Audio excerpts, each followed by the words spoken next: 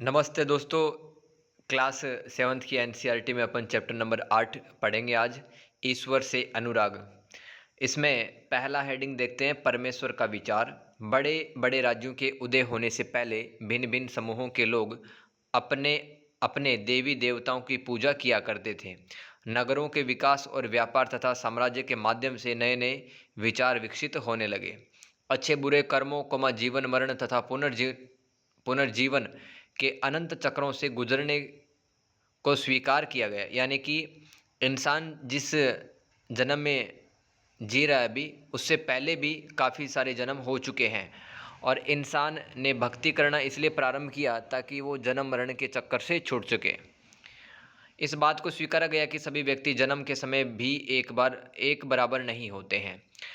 कर्मों के अनुसार है लोगों को जन्म मिलता है, ऐसा लोग मान रहे थे। लोग बुद्ध तथा जैनों के उपदेशों की ओर उन्मुख हुए, जिससे सामाजिक अंतरों को दूर किया तथा पुनर्जन्म के चक्कर से छुटकारा पाया जा सकता। कुछ लोगों ने इस अवधारणा को अपनाया कि यदि मनुष्य भक्ति भाव से परमेश्वर की शरण में जाए तो परमेश्वर व्यक्ति को इस बंधन से मुक्त कर सकता है कि उनको पृथ्वी पर बार बार ना आना पड़े, जन्म मृत्यु के चक्कर से छुटकारा मिल जाए। शिव, विष्णु तथा दुर्गा को परम देवी देवताओं के रूप में पूजा जाने लगा। दक्षिण भारत में भक्ति का एक नया प्रकार आया, नैनार तथा अलवार। दोस्तों, नैनार संत कौन होते हैं? जो कि शैव संप्रदाय से संबंधित होते हैं, यानी कि भगवान शिव को मानने वाले संत नैनार संत कहलाए। अलवार संत कहलाए भगवान विष्णु की पूजा करने वाले संत। अलवार तथा नैनार पंथ में सभी जातियों के लोग होते थे। इसमें पुलैया तथा पनार जैसी अस्पृश्य समझे जाने वाली जातियों के लोग भी शामिल होते थे। ये बौद्धों तथा जैनों के आलोचक थे। इन्होंने शिव तथा विष्णु के प्रति सच्चे प्रेम को मुक्ति का मार्ग बताया। नैनार और अलवार घुमक्कड़ साधु संत थे। वे जिस किसी स्थानीय गांव में जाते थे, वहां के स्थानीय देवी देवताओं की प्रशंसा में सुंदर कविताएं रचकर उन्हें संगीतबद्ध किया करते थे। नैनार संतों की संख्या कुल 63 थी। इसमें कुम्हार, अस्पृश्य, कामगार, किसान, शिकारी, सैनिक, ब्राह्मण, मुखिया जैसी जातियों में पैदा हुए थे ये नैनार संत। सर्वाधिक प्रसिद्ध नैनार संत देख लेते हैं, अपार, समंदर, सुंदरार और मणिक वसागर। ये सर्वाधिक प्रसिद्ध नैनार संत थे।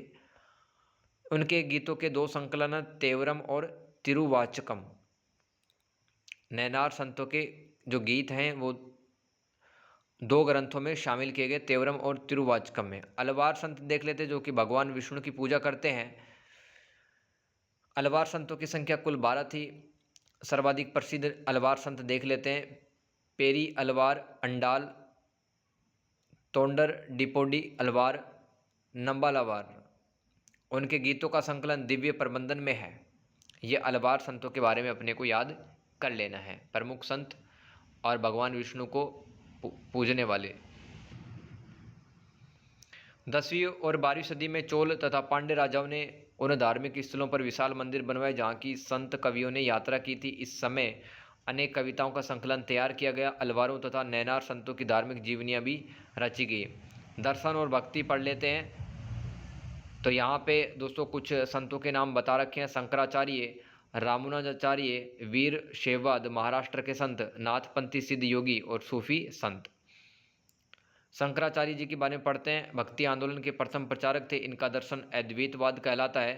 अद्वैतवाद के अनुसार जीवात्मा और परमात्मा दोनों एक ही हैं।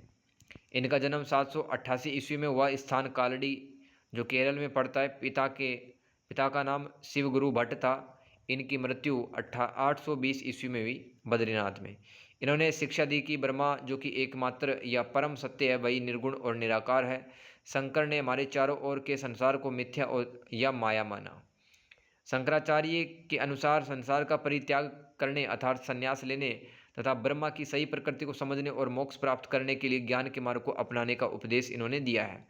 रामानुजाचार्य के बारे में पढ़ लेते हैं। इनका जन्म 11वीं शताब्दी में तमिलनाडु के श्री पेरुवुटूर में हुआ। इन्होंने विशिष्ट अद्वैतवाद दर्शन का प्रतिपादन किया। तो विशिष्ट अद्वैतवाद दर्शन क्या है दोस्तों? चित्त व प्रकृति अलग नहीं है, ब्रह्मा के ही रूप है। चित्त यानी कि मन, ये ब्रह्मा के ही रूप है दोनों। इनके अनुसार परम सत्ता के 3 स्तर ब्रह्मा, चित्त और प्रकृति। तो रामानुजाचार्य ये सगुण ईश्वर में विश्वास किया करते थे। ये अलवार संतों से बहुत प्रभावित थे। अलवार संत कौन? जो भगवान विष्णु को पूजते थे। इनके अनुसार विष्णु के प्रति भक्ति भाव रखकर मोक्ष की प्राप्ति संभव है। इन्होंने मनुष्य समानता पर बल दिया और जाति व्यवस्था की निंदा की। इनके अनुसार आत्मा परमात्मा से जुड़ने के बाद भी अपनी अलग सत्ता बनाए रखती है। बसवन्ना का वीर शैववाद। तो दोस्तों बसवन्ना और अल्लम्मा प्रभु ने तथा अक्कम महादेवी ने वीरशैववाद आंदोलन का शुरुआत किया। याद रखना है, बसवन्ना, अल्लम्मा प्रभु और अक्कम महादेवी ने वीरशैववाद आंदोलन शुरू किया। यह आंदोलन 12वीं शताब्दी के मध्य में कर्नाटक में प्रारंभ हुआ। इस आंदोलन में समानता पर जोर दिया गया, यानी कि वो जो विभिन्न जातियां थी, ऊंच नीच, उस असमानता को दूर किया और सभी मनुष्य समान है, ऐसा कहा गया। इस आंदोलन में वीरशैवों ने जाति तथा नारी के प्रति व्यवहार के बारे में ब्राह्मणवादी विचारधारा के विरुद्ध अपने प्रबल तर्क दिए। वे सभी प्रकार के कर्म कांडों और मूर्ति पूजा के विरोधी थे। महाराष्ट्र के संत पढ़ लेते हैं अब। 13वीं 17वीं शताब्दी तक महाराष्ट्र में अनेक संत कवि हुए। इन्होंने सरल मराठी भाषा में गीत लिखे। महाराष्ट्र में प्रमुख संत हुए हैं ज्ञानेश्वर, नामदेव, एकनाथ, तुकाराम, सखूभाई, चोखा मेठा परिवार। चोखा मेठा परिवार अस्पृश्य जाति से संबंध रखता था, महाजाति के थे। भक्ति की यह क्षेत्रीय परंपरा पंढरपुर में विट्ठल और व्यक्तिगत देव संबंधी विचारों पर केंद्रित थी। विट्ठल जी हैं वो विष्णु का ही एक रूप माने जाते हैं। इन संतों ने सभी प्रकार के कर्मकांड, व्रत, उपासना, तीर्थ यात्रा एवं कठोर शारीरिक साधना का विरोध किया। किन्होंने? महाराष्ट्र के संतों ने। इन्होंने संन्यास के विचार को भी ठुकरा दिया। इन्होंने जन्म आधारित सामाजिक अंतरों का विरोध किया। इन्होंने इस बात पर बल दिया कि असली भक्ति दूसरों के दुखों को बांट लेना है। नाथपंथी सिद्ध और योगियों के बारे में पढ़ लेते हैं। इन्होंने साधारण तर्क वितर्क का सहारा लेकर रूढ़िवादी धर्म के कर्मकांडों और अन्य बनावटी पहलुओं तथा समाज व्यवस्था की आलोचना की। इन्होंने संसार का परित्याग करने का समर्थन भी किया। निराकार परम सत्य का चिंतन मनन और उनके साथ एक हो जाने की अनुभूति मोक्ष का मार्ग है, ये बताया नाथपंथी सिद्ध और योगियों ने। उन्होंने योगासना, प्राणायाम और चिंतन मनन का मतलब ध्यान करना जैसी क्रियाओं के माध्यम से मन एवं शरीर को कठोर प्रशिक्षण देने की आवश्यकता पर बल दिया। यह समूह नीची कही जाने वाली जातियों में बहुत ज़्यादा लोकप्रिय हुए। इस्लाम और सूफी संत पढ़ लेते हैं। संतों और सूफियों में बहुत अधिक समानता थी। सूफी मुसलमान रहस्यवादी थे। वे धर्म के बाहरी आडंबरों को अस्वीकार करते थे। वे ईश्वर के प्रति प्रेम और भक्ति तथा सभी मनुष्यों के प्रति दया भाव रखने पर बल देते थे। इस्लाम ने एकेश्वरवाद यानी कि एक अल्लाह के प्रति पूर्ण समर्पण का भाव प्रचार किया। उन्होंने मूर्ति पूजा को अस्वीकार तथा नमाज द्वारा प्रार्थना पर जोर दिया। मुस्लिम विद्वानों, जिन्हें उलमा कहा जाता है, ने शरीयत नाम से एक धार्मिक कानून बनाया। सूफी लोगों ने मुस्लिम धार्मिक विद्वानों द्वारा निर्धारित कर्मकांडों को अस्वीकार किया। वे ईश्वर के साथ ठीक उसी तरह जुड़े रहना चाहते थे जैसे एक प्रेमी दुनिया की परवाह किए बिना अपने प्रियतम से जुड़े रहना चाहता है। सूफी लोग भी काव्य तथा गद्य रचनाओं द्वारा अपनी भावनाएं व्यक्त किया करते थे। मध्य एशिया के महान सूफी संत देख लेते हैं। गज्जाली, रूमी, सादी। उन्होंने किसी औलिया पीर की देखरेख में जिक्र यानी कि नाम का जप, चिंतन, कोमा समा जिसे गाना कहते हैं, रक्स जिसे नृत्य कहते हैं, कोमा नीति चर्चा, कोमा श्वास पर नियंत्रण आदि के जरिए प्रशिक्षण की रीतियों का विकास किया गया महान सूफी संतों के द्वारा, जो कि मध्य एशिया के रहने वाले थे। 11वीं सदी में अनेक सूफी जन मध्य एशिया में आकर हिंदुस्तान बसने लगे। उपमहाद्वीप में अनेक सूफी केंद्र विकसित हुए। अनेक सिलसिलों का प्रादुर्भाव हुआ यानी कि जन्म हुआ। कुछ प्रमुख सिलसिले देख लेते हैं, जैसे कि चिश्ती सिलसिला के संस्थापक ख्वाजा मोइनुद्दीन चिश्ती माने जाते हैं। इनकी दरगाह अजमेर में है। सुहरावर्दी सिलसिला के संस्थापक शेख बाहुद्दीन जकारिया जी थे। कादरिया सिलसिला के संस्थापक शाह नामतुल्ला जी थे। नक्शबंदी सिलसिला के संस्थापक ख्वाजा बहाउद्दीन नक्शबंदी थे। चिश्ती सिलसिला भारत में सर्वाधिक लोकप्रिय था। चिश्ती संप्रदाय के सूफी संत देख लेते हैं। ख्वाजा मोइनुद्दीन चिश्ती, कुतुबुद्दीन बख्तियार काकी, पंजाब के बाबा फरीद, दिल्ली के ख्वाजा निज़ामुद्दीन औलिया, गुलबर्ग के बंदा नवाज गिसुदराज, ये चिश्ती सिलसिला के प्रमुख संत थे। सूफी संत अपने खानकाहों में विशेष बैठकों का आयोजन करते थे। खानकाह का मतलब होता है सूफी संस्था, जहाँ सूफी संत अक्सर करते थे। इसमें भक्तगण, शाही घरानों के लोग, अभिजात्य वर्ग, आम लोग भी शामिल हुआ करते थे खानकाहों में। वे आध्यात्मिक विषयों पर चर्चा करते थे। सूफी संत की दरगाह एक तीर्थ स्थल बन जाता था। उत्तर भारत में धार्मिक बदलाव देख लेते हैं। 13वीं सदी के बाद उत्तरी भारत में भक्ति आंदोलनों की एक नई लहर आ गई। इस्लाम, ब्राह्मणवादी हिंदू धर्म, सूफी मत, भक्ति, नाथपंथियों, सिद्धों तथा योगियों ने परस्पर एक दूसरे को प्रभावित किया। प्रमुख संत देख लेते हैं। ये उत्तर भारत के संत हैं दोस्तों, तुलसीदास, सूरदास, गुरु नानक, शंकरदेव, कबीर और मीराबाई। उत्तर भारत के अन्य संत रविदास और दादू दयाल। तुलसीदास जी के बारे में पढ़ लेते हैं। ये मध्यकाल के वैष्णव संत थे जो कि भगवान मतलब सगुण उपासना पे विश्वास किया करते थे तुलसी, ठीक है, और भगवान श्री राम को भगवान विष्णु का अवतार मानते थे। महान राम भक्त थे। इन्होंने रामचरितमानस जो कि अवधी भाषा में इनकी रचना की। सूरदास जी देख लेते हैं। ये कृष्ण भक्त व कवि थे। प्रमुख रचनाएं देख लेते हैं। सूर सागर, सूर सरावली और साहित्य लहरी। शंकरदेव जी के बारे में पढ़ लेते हैं। असम के शंकरदेव जो कि इनका 15वीं शताब्दी में जन्म हुआ कि महान संत थे। विष्णु की भक्ति पे बल दिया इन्होंने। असमिया भाषा में कविता एवं नाटक लिखे। शंकरदेव ने नामघर, जिसे कविता पाठ और प्रार्थना गृह कहा जाता है, स्थापित करने की एक पद्धति चलाई थी शंकरदेव जी ने, नामघर नामक। मीराबाई जी के बारे में सभी जानते हैं दोस्तों। मीराबाई का जन्म राजस्थान में हुआ। मीरा कृष्ण भक्ति की एक साकार प्रतिमा थी, कृष्ण जी को पूजती थी। मीराबाई रविदास जी अस्पृश्य जाति से संबंध रखते थे। मीराबाई रविदास की अनुयायी बन गई। उन्होंने अपने गहरे भक्ति भाव को कई भजनों में अभिव्यक्त किया। उनके गीतों ने उच्च जातियों के रीति नियमों की खुली चुनौती दी। ये गीत राजस्थान व गुजरात के जन साधारण में काफ़ी ज़्यादा लोकप्रिय हुए। मीराबाई के गीत। कबीर जी के बारे में पढ़ लेते हैं। 15वीं और 16वीं सदी के संत थे। उनका पालन पोषण बनारस के आसपास मुसलमान जुलाहा बुनकर परिवार में हुआ था। इन्होंने सभी धर्मों को निरर्थक और अनैतिक प्रथाओं पर सवाल उठाए।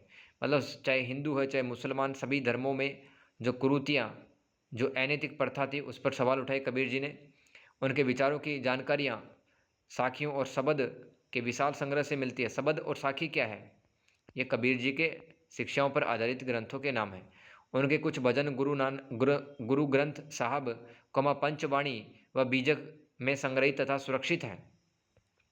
उनके काव्य की भाषा बोलचाल की हिंदी थी, जो आम लोगों द्वारा आसानी से समझी जा सकती थी। कबीर निराकार परमेश्वर में विश्वास रखते थे।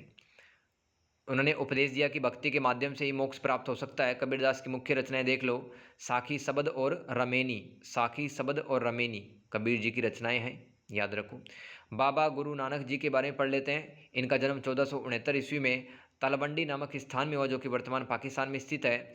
इन्होंने करतारपुर, जो कि रावी नदी के तट पर डेरा बाबा नानक में एक केंद्र की स्थापना की। बाबा गुरु नानक ने उपासना और धार्मिक कार्यों के लिए जो जगह नियुक्त की थी उसे धर्मशाल कहा। आज इसे गुरुद्वारा कहते हैं। गुरु नानक जी की मृत्यु 1539 ईस्वी से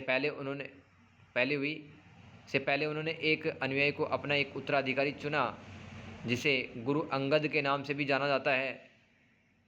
और इन्होंने गुरु अंगद जी ने गुरु नानक जी की रचनाओं का संग्रह किया तथा उनमें अपनी कृतियाँ भी जोड़ी, मतलब अपनी खुद की पंक्तियाँ भी जोड़ी गुरु अंगद जी ने। यह ग्रंथ गुरुमुखी लिपि में लिखा गया। गुरु अंगद के उत्तराधिकारियों ने अपनी रचनाएं नानक के नाम से लिखी। इन सब का संग्रह गुरु अर्जन देव जी ने 1604 ईस्वी में किया। इसमें शेख फरीद, सूफियों, संतों, गुरुओं की वाणी जोड़ी गई। 1706 ईस्वी में गुरु तेग बहादुर व उनके पुत्र गुरु गोविंद सिंह जी ने इसे प्रमाणित किया। आज इस संग्रह को सिखों के पवित्र ग्रंथ गुरु ग्रंथ साहब के रूप में जाना जाता है।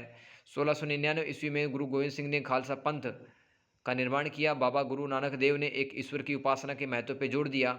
उनके अनुसार मुक्ति प्राप्ति के लिए जाति, धर्म या लिंग भेद कोई मायने नहीं रखता है। अपने उपदेशों में उन्होंने 3 शब्दों का प्रयोग किया। नाम का मतलब होता सही उपासना, दान का मतलब होता दूसरों का भला करना, और स्नान का मतलब होता आचार विचार की पवित्रता। बाबा गुरु नानक के समानता के विचारों के सामाजिक और राजनीतिक मायने भी थे। अब ये दोस्तों, ये मैप बनाया गया है आपकी हेल्प के लिए, भारत के मुख्य भक्ति संत और उनसे जुड़े क्षेत्र, है ना।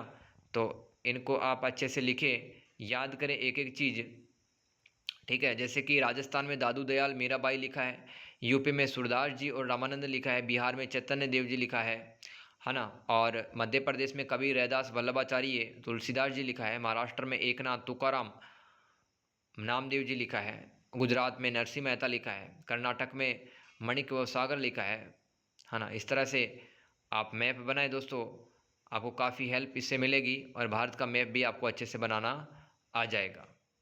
ठीक है, आगे चलते हैं, कुछ सवाल देख लेते हैं, मिलान कीजिए। तो बुद्ध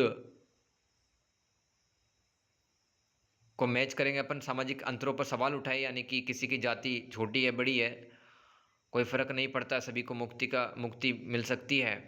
शंकरदेव जी को अपन रिलेट करेंगे नामघर से। इन्होंने नामघर एक संस्था बनाई थी जहाँ पे लोग प्रार्थना किया करते थे। निजामुद्दीन औलिया एक सूफी संत थे, तो तीसरे को अपन कनेक्ट कर देंगे डी से।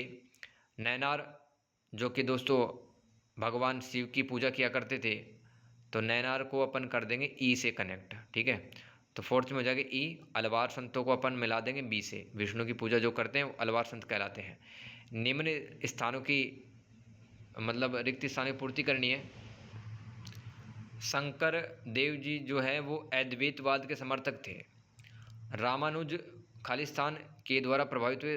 पंढरपुर यहाँ पे आ जाएगा अलवार संतों के द्वारा प्रभावित हुए थे रामानुजाचार्य। गए में क्या है, 3 खालिस्तान है दोस्तों।